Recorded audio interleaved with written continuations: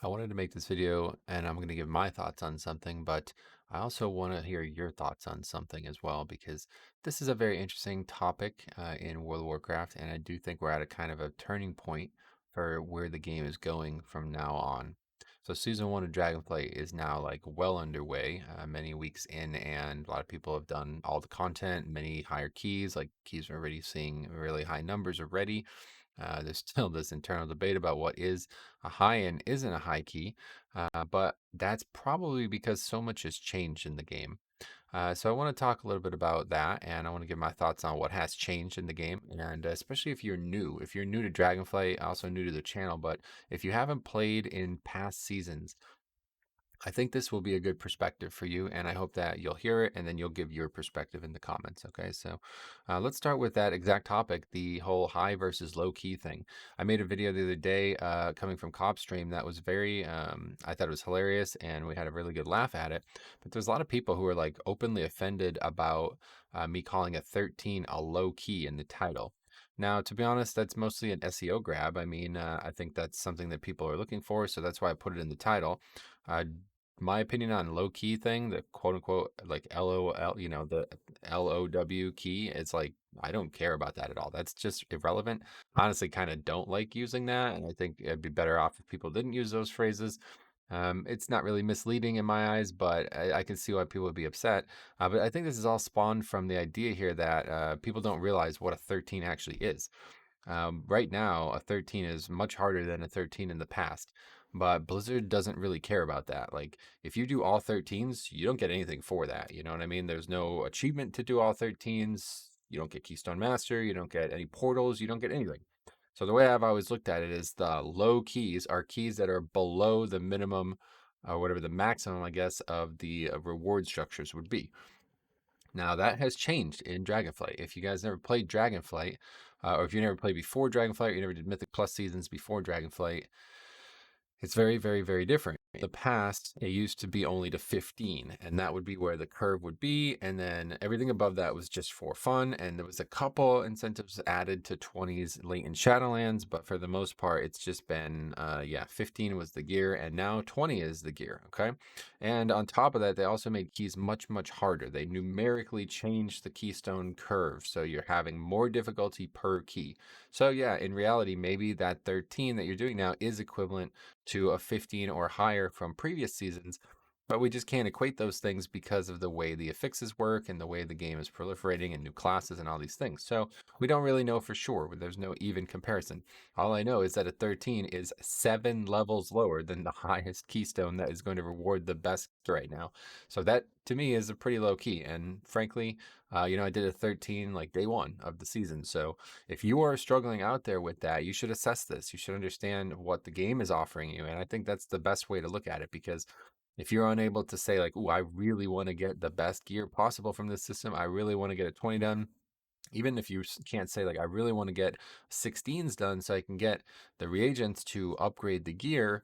We have a bit of a Blizzard's trying to tell you one thing and you're not really listening, I think is probably the way to put it. So this is like a pretty important little microcosm here for what the season is and isn't right now in my eyes.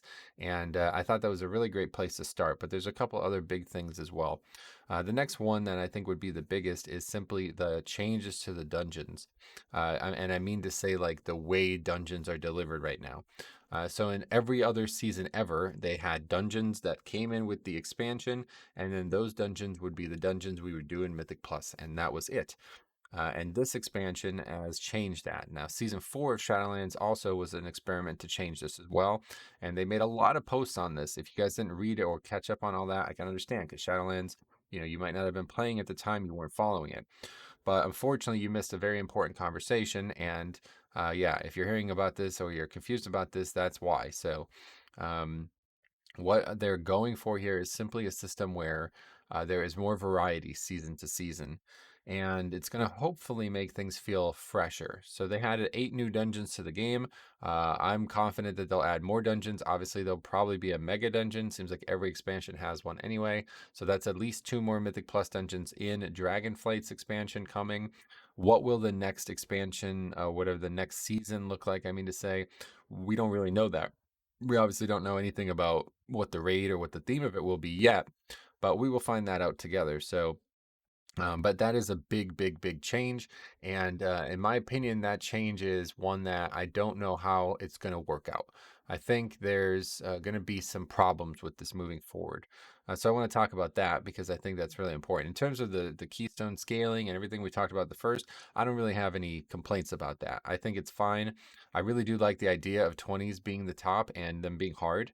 It has felt really rewarding, and I think it's encouraging more people to stay and finish keys. Our disband rate is way down from the last two seasons of Shadowlands, but that could also be attributed to it being early in the expansion. But the second thing that we're talking about here, this is like the crucial one that I am very concerned with because I made a video the other day about the whole changing, like how they're making changes to dungeons and how they're seemingly prioritizing making bug fixes, things that don't actually really appear to be a bug because they stay in the game for like 4 to 5 weeks and then all of a sudden they get removed. Some people are suggesting that they're literally just like going around to these YouTubers and other people making videos on these things and just finding things that don't look normal and changing them. And at first I was like, really, really, really, that's like almost like offensive to even say that. I don't think that's what they're doing. But to be honest, I can also see why anybody would say that. And I think, you know what, you might not be as far off as I originally thought people might be with that. I think what they're doing here is they're trying to isolate things that are not supposed to be overly difficult to maximize and just removing them. Even though in the past I used to like stuff like that, the reason I used to like stuff like that was because over the course of like a 2 year cycle, it'd be really rewarding to be like, if you go watch like me do Halls of Atonement the first week of Shadowlands and the last week of Shadowlands, it's a completely different dungeon, completely different. And I like that. I loved that actually. That was my favorite part of Dragonflight's, or my favorite part of like Mythic Plus's progression. Okay, and with Dragonflight, that's gone. So I was very broken up about that. If you watch the original videos I made about this topic, I had nothing good to say about this idea. And frankly, I still think it's a bad idea simply because the way we're describing it now, but it's working better than I expected. And I am optimistic that they're going to do a good job. But the thing I am most worried about, and I left a comment on that video that I just talked about now, uh, and somebody actually replied with like something that was honestly quite, it kind of like opened my eyes a bit. My statement that I said was, I am worried that they're just going to be fixing these things for like 20 straight weeks and then the dungeons are going to be gone.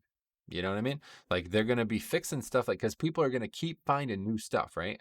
There's not some like coincidental situation happening here. People are always looking for an edge, and when they find them, they're also looking to share that edge or, maybe just make money from that edge. Whatever the case may be with incentives on YouTube, that's just how it works. So those things keep like, and the great example is Iron Docks. If you saw Iron Docks, there was a trick that was absolutely ridiculous that people were doing late in the season with the third boss, where they were dragging him onto the platform, of the fourth boss, the final boss, and they were fighting the bosses together. So is that something that Blizzard's going to fix? Because they didn't fix that in Iron Docks, but they did fix the ridiculous exploit that was there from all the way back in WoD on the second boss. So like, are we just in the beginning of a season and they're still handling this, and then it's going to just calm down? Or are they literally just going to keep finding these new kind of really strange ways to do the dungeon and just changing them? And again, I think they're changing them regardless of how or why they're doing it. I think they are doing it because they do not want new players to be coming into the season that they promoted as like, it's going to be all new. You won't feel overburdened with everybody else having all this knowledge. You can just step right into it, right? I think it really makes a lot of sense when you think of it that way. And will they continue to make these changes throughout the season? It's just almost, and somebody said this to me, and it's like, wow. They basically said like, that's a very pessimistic viewpoint. I'm surprised you have that viewpoint because I always try to be positive and kind of, yeah, you guys know about that. And it's like, wow, I'm right. He's right. Like, he's right. It is kind of sad and it's kind of depressing to even think about that, but that's the situation that they put us in, unfortunately. So is it a good thing? Is it a bad thing? I don't really know.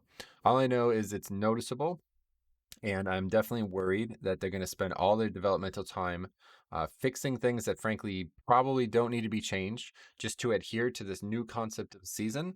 And then the dungeons are going to be gone. And will they come back? I mean, do I expect Court of Stars to come back ever again? No, I do not. Do I expect, Ruby Life Pools to come back? Yeah, I could see that being again at some point in this expansion. So yeah, I don't know. What do you guys think about that? That's a very interesting topic to me. And yeah, I think that's there's a lot of changes that have happened in this expansion. Obviously the class dynamic and everything. I think the balancing is quite good. I do, even though there's still dungeons that are out of whack and the timers, they don't seem to be working very well in some dungeons. But I think so that's my other concern. It's like, when are they going to change these timers? If they're not changing them, does it mean that they think that the community just hasn't caught on to something yet that they know about? Because this is a very common thing with Blizzard. And if that is true, how long is that going to take us? Because again, we're now multiple weeks into a season that seemingly is going to be probably one of the shortest seasons. I mean, they already have like patches like lined up, basically coming out probably soon here. So yeah. In terms of the actual just straight up enjoyment of the season, though, like what we have and just taking it for face value, I think this is the best season that I've been through. I really do enjoy the dungeons, actually. They're very fun. There's a lot of challenge in them, and the timers aren't great, but I do really like what is there. And I think a big part of the reason I like the season so much is simply because the classes and Blood Death Knight in general are so, so strong. Like, it feels very fun to play classes right now. It feels very fun to play Blood Death Knight. It feels very fun to play a tank. So I would really encourage you guys to just let that be the reason that guides you through this game. A lot of people chase, different types of glory, or they're chasing different types of incentives. But to me, the classes, and you've heard this a million times, are the lens at which you view the game.